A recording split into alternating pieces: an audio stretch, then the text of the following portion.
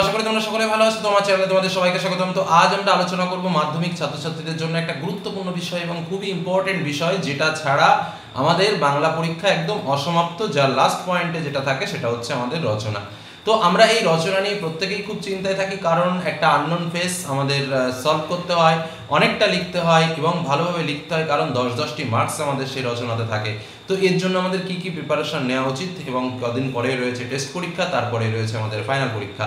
ইতিমধ্যে আমি তোমাদের জন্য স্পেশাল রচনার নোটসও কিন্তু শেয়ার করেছি। আমার চ্যানেলের প্লেলিস্টে গিয়ে তোমরা কিন্তু সেই রচনাগুলোকে পেয়ে যাবে, যে রচনাগুলো আজ তোমাদের সামনে সাজেস্ট করব আমি, যে এই রচনাগুলো অবশ্যই অবশ্যই দেখে যাও। এবার দেখো, এই রচনাতে ভালো নম্বর পাওয়ার জন্য কিছু কিছু গুরুত্বপূর্ণ টেকনিক আমাদের অবশ্যই মনে রাখা উচিত, কারণ আমরা স্বাভাবিকভাবে যে কাজটা আমরা করে থাকি, কিছু কিছু কাজ আমরা কিন্তু ভুল কাজ করি, যে ভুলগুলো কিন্তু আমাদের একদমই করা উচিত নয়। কারণ এই ভুলগুলো করা মানেই হচ্ছে রচনাতে কম নম্বর পাওয়া। সেটা কি ভুল? একদম প্রথম কাজ, যে রচনাটাকে আমরা সব থেকে অবহেলার দৃষ্টিতে দেখি। আমরা প্রথমে গল্প, কবিতা, ব্যাকরণ আর পাঠ, তার মানে এমসিকিউ এসএকিউ এর টাইপের কথা প্রশ্নগুলো বললাম, তারপরে নাটক, কোনি, সমস্ত অংশগুলোকে ভীষণ গুরুত্ব সহকারে লিখি। নাটক, সংলাপ, প্রতিবেদন লেখার পর যখন আমরা রচনার দিকে আসি, তখন আমাদের হাতের দিকে যখন আমরা তাকাই, যে আমাদের আর ঘড়ির টাইম আছে 10 থেকে 15 মিনিট। এইবার দেখো আমরা কি শুরু করি, সেই অক্ষরে কোনো মতে হেডিংটা লিখে সব থেকে ফাঁকিবাজি পদ্ধতিতে আমরা আমাদের রচনাটাকে শেষ করি এবং নিজের মনকে বোঝাই যে না, আমরা আমাদের রচনাটা শেষ করে এসেছি। তাহলে আমাদের ফার্স্ট ভুল এটাই, যেখানে আমার 10টি মার্কস রয়েছে, সেই 10টি মার্কসের অ্যান্সার করার জন্য আমার ন্যূনতম অন্তত 20 মিনিট তাকে সময় দেওয়া উচিত। আমরা কিন্তু রচনার জন্য সেই সময়টুকু দিতে পারি না, সেটা সময়ের অভাবে বলো, নিজের দুর্বুদ্ধিতার জন্য বলো, সে যাই হোক না কেন। তাহলে আমাদের কি করণীয়? আমাদের করণীয় হচ্ছে টাইম ম্যানেজমেন্টটাকে ঠিকঠাকভাবে করে রচনাটার দিকে নজর দেওয়া। অনেকে বলে স্যার রচনা কি ফার্স্টে লিখবো? আমি বলি না, রচনা ফার্স্ট লেখার দরকার নেই, রচনা তোমরা লাস্টেই লেখো, কিন্তু তার জন্য যেন 20 মিনিট হাতে সময় থাকে, সেই সময়টুকু নিয়ে লেখার চেষ্টা করো। কেন বলছি? কারণ একটা রচনা 10টি মার্ক, এবং এই 10টি মার্কস পাওয়ার জন্য ন্যূনতম 8 থেকে 10টি পয়েন্ট কিন্তু তোমাকে লিখতে হবে। এবার পয়েন্টগুলো তো আগডুম বাগডুম গোলাডুম সাজে এভাবে লিখলে তো হবে না, সেটা যেন অবশ্যই তথ্যবহুল হয়, সুন্দর ভাষায় লেখা হয়, তাতে যেন কোটেশনগুলো ব্যবহার করা হয়, সেইভাবেই তো লিখতে হবে। সে একটু কম হোক তথ্য, বা খুবই নর্মালের ওপর লেখা হোক, কিন্তু লেখাটা তো তোমাকে লিখতে হবে। একদম ফাঁকা খাতা তো লিখে আসলে হবে না। তো সেই জায়গাটার দিকে কিন্তু আমাকে লক্ষ্য রাখতে হবে। তাহলে একটা নতুন পেজে আমি রচনাটা শুরু করব, কোটেশনগুলো আমি অন্য কালিতে লিখব, আমি অবশ্যই 8 থেকে 10টি পয়েন্ট করে লিখব, এবং ন্যূনতম 4 থেকে 5টি পয়েন্টে আমি কোটেশনের ব্যবহার করব। উপসংহার এবং ওদিকে তোমার সূচনা বা ভূমিকা, এটা যেন অবশ্যই থাকে, আমি সেটা লক্ষ্য রাখবো। একদম ভূমিকার ওপরে ফার্স্ট পয়েন্টে কোটেশন যেন অবশ্যই থাকে, সেদিকে লক্ষ্য রাখতে হবে। লাস্ট পয়েন্টে উপসংহারের শেষে যাতে কোটেশন থাকে, সেদিকে আমাকে লক্ষ্য রাখতে হবে। মাঝে মাঝে 2-1টা পয়েন্টে আমাকে কোটেশন দিতে হবে, সেদিকে যেন লক্ষ্য রাখতে হবে। সুন্দরভাবে পয়েন্টগুলো করব একটা নির্দিষ্ট স্পেস রেখে, এবং নিয়মিত একটু ফাঁকা ফাঁকা রেখে, যাতে একটার উপর আর একটা না চলে যায়।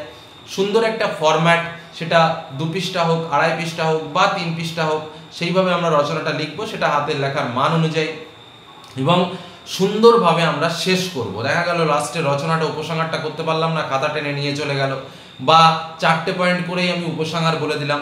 এই রকম ফাঁকিবাজি পন্থা অবলম্বন করা যাবে না, তাহলে কিন্তু রচনায় ভালো মার্কস পাওয়া যাবে না।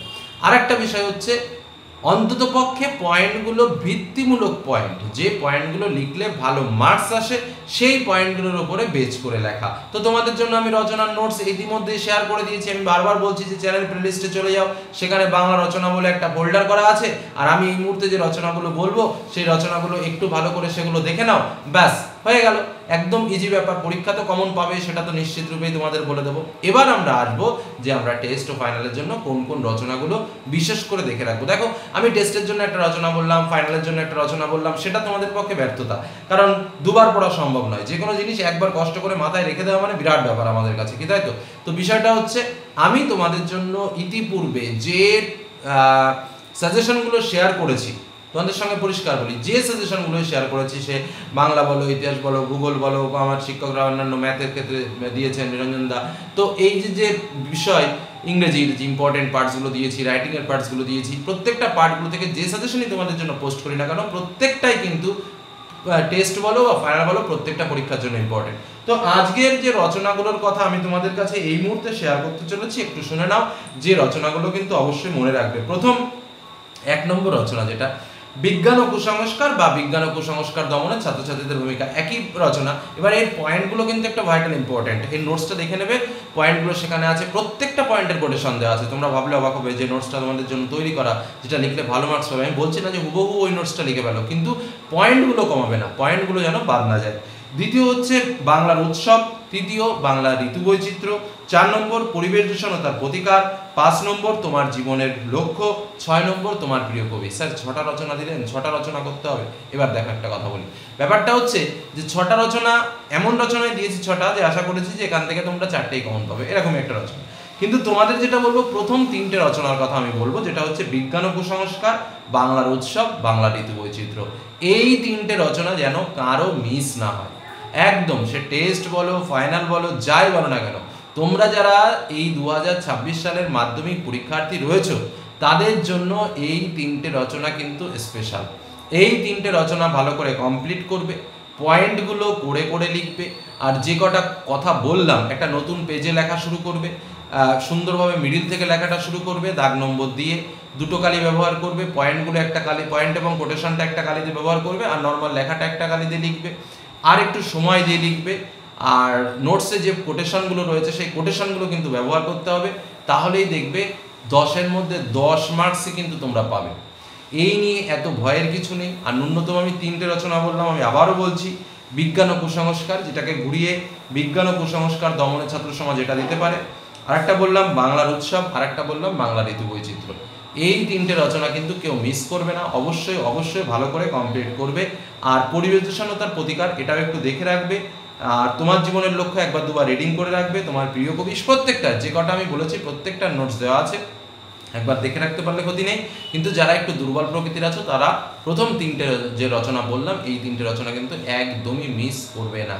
আর যেহেতু সময় আমাদের কাছে এখনও একটু রয়েছে, সেহেতু আমি বলবো যে 6টা রচনা দিয়েছি, আমি সব মিলে 6টা রচনার কথাই বলবো। বিশেষ করে প্রথম এই বিজ্ঞান কুসংস্কার, বাংলা উৎসব, বাংলা ঋতু বৈচিত্র্য, পরিবেশ দূষণ ও তার প্রতিকার, তোমার জীবনের লক্ষ্য এক্সট্রা একটা দিয়েছি, তোমার প্রিয় কবি আর একটা দিয়েছি। তো যাই হোক, এই প্রথম যে 4টে, এই রচনা 4টে কিন্তু একদম চোখের মনি করে রাখবে, কারণ এর মধ্যে পরীক্ষায় আসবেই, এটা কিন্তু আমাদের অভিজ্ঞতা কথা বলে।